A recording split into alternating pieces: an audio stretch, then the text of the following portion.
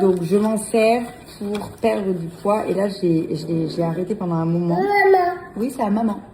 C'est maman qui a pris ça après Jean-Joseph. Jean-Joseph pour perdre les kilos. Et oui, c'est à maman. Mange ton repas. Maman, elle les enlève. Et j'ai pris ça, ventre plat et brûle graisse. Ils sont totalement combinables, justement. C'est pour Jean-Joseph. Oui. Et ventre plat, c'est vraiment pour éliminer, mieux digérer.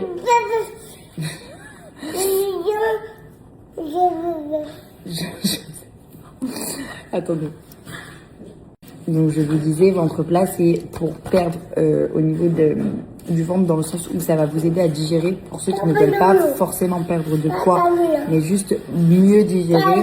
Vous prenez le ventre plat, ça va vous aider à digérer aussi le lactose, les tomates par exemple pour l'acidité, etc. C'est exceptionnel, c'est vraiment très bien, c'est à base de probiotiques. Et le brûle graisse, lui, va vous aider à brûler les graisses et à faire un effet coupe-faim aussi. Vous avez beaucoup de produits sur Mini-Weight pour vous aider dans votre quotidien.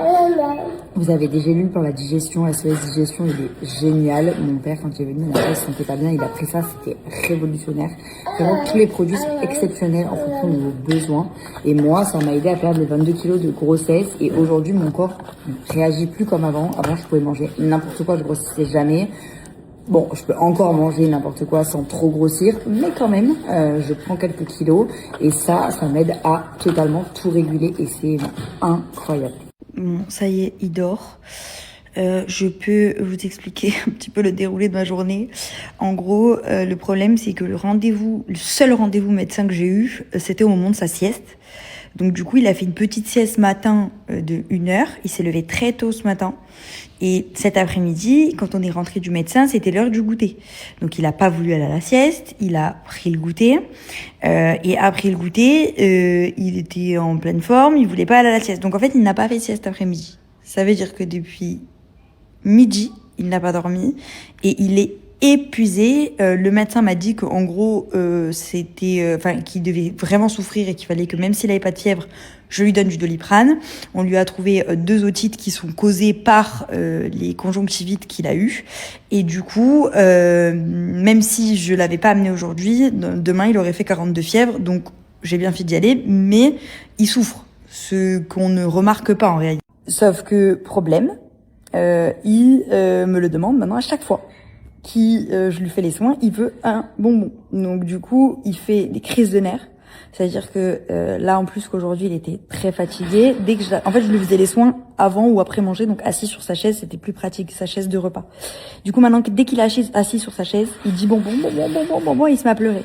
J'ai une vidéo juste après, je vous le mets. Il lui hurle maman. Et là, en fait, vu qu'il est très fatigué toute la journée, qu'il a pas fait la sieste, ça a été des crises à partir de 17h, crise sur crise sur crise sur crise, mais parce qu'il est très fatigué. Donc du coup là, j'avoue que c'est épuisant la fin de journée. Et là, il dort, ça y est.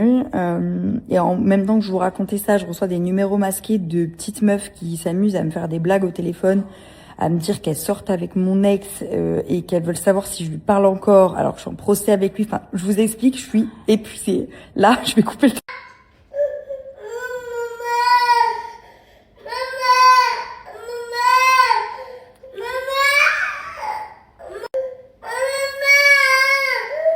Jean-Joseph, t'auras pas de bonbons.